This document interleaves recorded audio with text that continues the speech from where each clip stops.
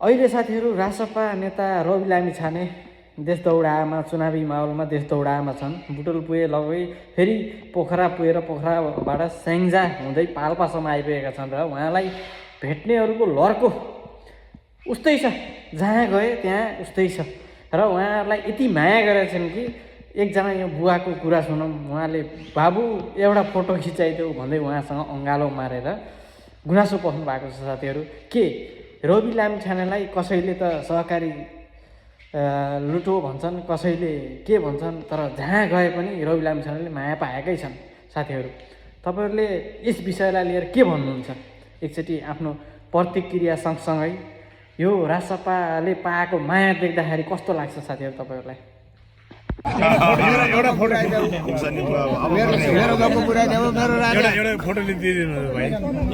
मेरो राजा म रोगु घाँस छोडेर गएर गर्ने म रोगु मेरो बाबु रित्तो कागज